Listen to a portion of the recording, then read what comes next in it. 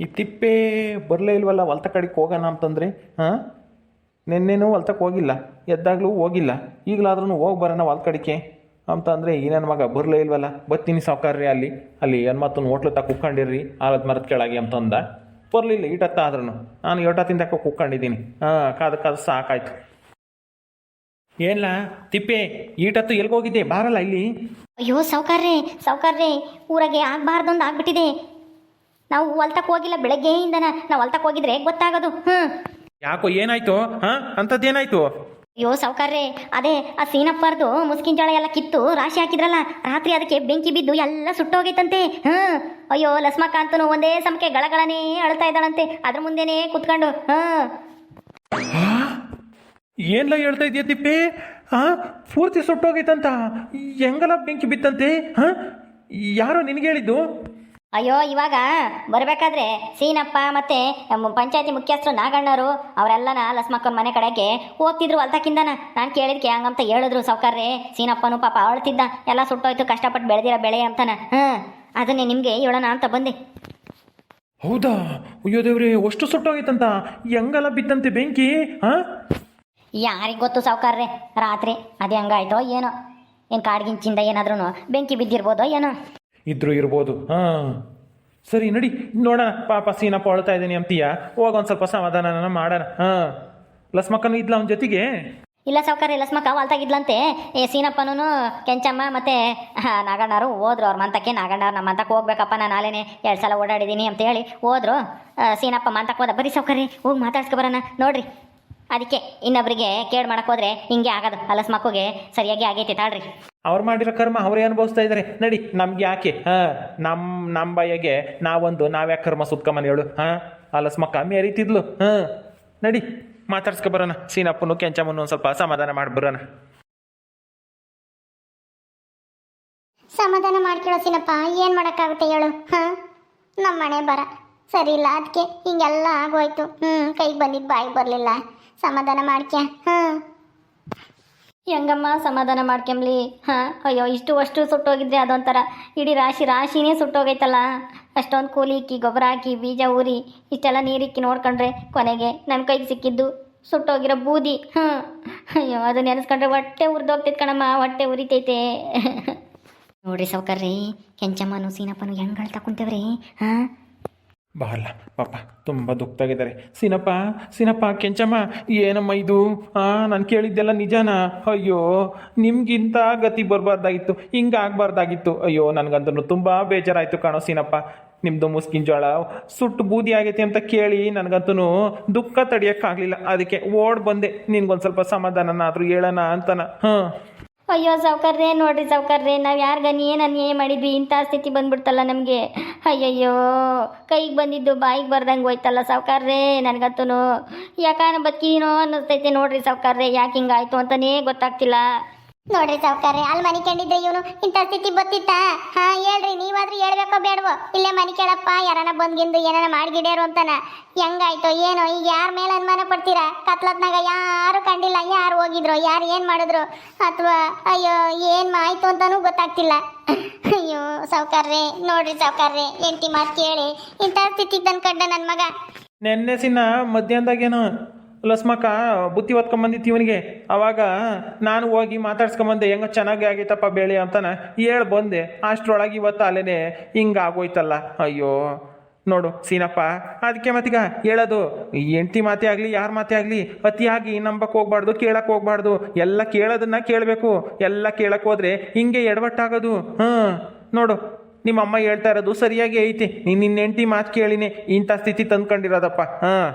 ಏನೇ ಹೇಳು, ನಿನ್ನ ಹೆಂಡ್ತಿ ಹಿಂಗೆ ಹೇಳ್ಬಾರ್ದಾಗಿತ್ತು ಅಲ್ಲ. ಕಷ್ಟಪಟ್ಟು ಬೆಳೆದಿರೋ ಬೆಳೆಗೆ ಹೋಗಿ ಒಂದು ದಿವಸ ಏನು ಇಬ್ನಾಗ ಮನೆ ಕಂಡಿದ್ರೆ ಏನಾದ್ರು ಏನು ನೀನೇನೇನು ಸತ್ಕಿತ್ತು ಹೋಗ್ತಿದ್ದ? ಏನೂ ಆಗ್ತಿರ್ಲಿಲ್ಲ. ಏನೋ ಒಂದು ದಿವಸ ನಿದ್ಗೆಡ್ತಿದ್ದೆ ಅಷ್ಟೇನೆ. ಅಷ್ಟು ಬಿಟ್ಟರೆ ಇನ್ನೇನು ಆಗ್ತಿತ್ತು ಹೇಳು?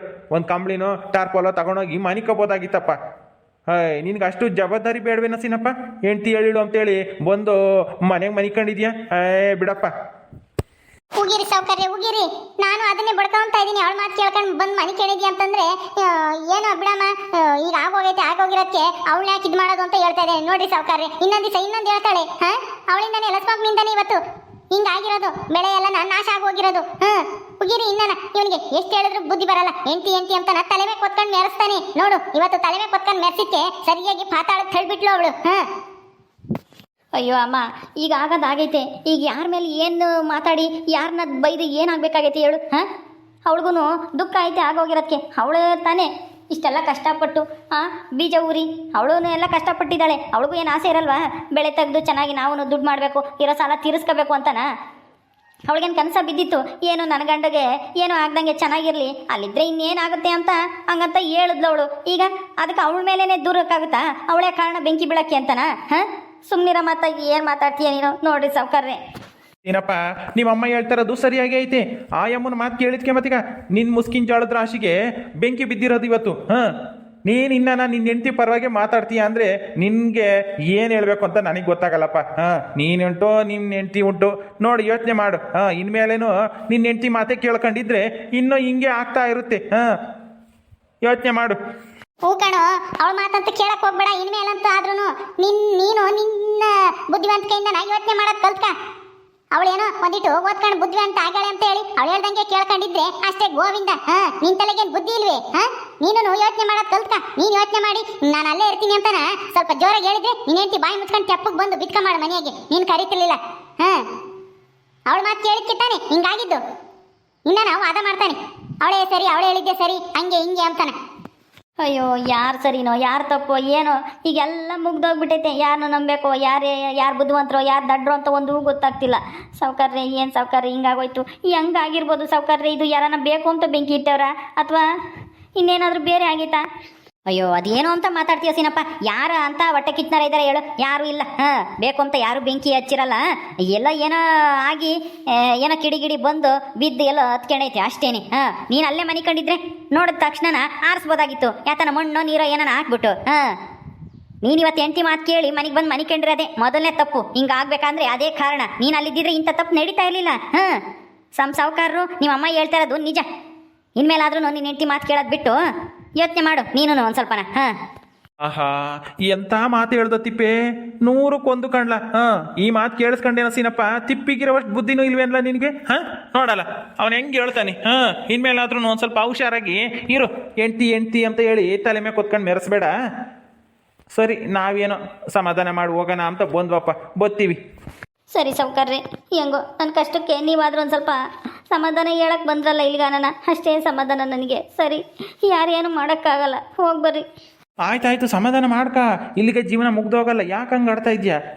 ಎಷ್ಟೋ ಲಾಸ್ ಆಗುತ್ತಪ್ಪ ನಮಗೂ. ಈಗ ಯಾತನ ಬೆಳೆ ಹಾಕಿದ್ದು ಬರಲ್ಲಪ್ಪ, ಏನು ಮಾಡೋಕ್ಕಾಗುತ್ತೆ? ಅದನ್ನೇ ಯೋಚನೆ ಮಾಡೋಕ್ಕಾಗುತ್ತಾ?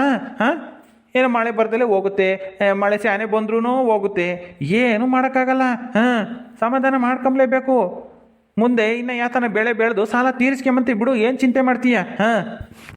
ಏನೋ ಸಾವ್ಕಾರ್ರಿ, ದೇವರಿಚ್ಛೆ, ಏನಾಗುತ್ತೋ ಏನೋ ನೋಡೋಣ ಬಿಡ್ರಿ. ಹಂಗನ್ಕೊಂಡು ಸುಮ್ಮನಿರು. ಸರಿ, ಬೋತೀವಿ. ಲೇಸಿನ ಇನ್ಮೇಲಾದ್ರೂ ಎಂಟಿ ಅಂತನ ಕನ್ವರ್ಸದ್ ಬಿಡು. ನೀನ್ ಬುದ್ಧಿವಂತಿಕೆಯಿಂದ ನಾ ಕೆಲಸ ಮಾಡೋದು ನೋಡು. ಅವಳ ಮಾತು ಕೇಳಕ್ ಹೋಗ್ಬೇಡ. ಇನ್ಮೇಲೆ ಹೇಳಿರ್ತೀನಿ ನೋಡು. ಅವಳಿಂದ ನೀನು ನಾಶ ಆಗೋಗ್ತೀಯ. ನೀನ್ ನಾಶ ಆಗೋದಲ್ದೆ ನಮ್ಮ ಮನೇನೆ ಸರ್ವನಾಶ ಆಗೋಗ್ಬಿಡುತ್ತೆ. ಅವಳ ಮಾತು ಕೇಳಿದ್ರೆ ಏನೋ ಒಂದ್ರ ಒಳ್ಳೇದಾಗಿರ್ಬೋದು, ಎಲ್ಲಾನ ಅವಳು ಹೇಳ್ದಂಗೆ ಆಗುತ್ತೆ ಅಂತ ತಿಳ್ಕೊಳಕ್ ಹೋಗ್ಬೇಡ ನೀನು. ಏನೋ ಕಣಮ್ಮ, ಗೊತ್ತಾಗ್ತಿಲ್ಲ. ಹೋಗು, ಸ್ವಲ್ಪ ಕುಡಿಯೋಕೆ ನೀರು ತಂಬರಗು. ಬಾಯಿ ಹರಿಸ್ಬಿಟ್ಟೈತೆ ಅಮ್ಮ.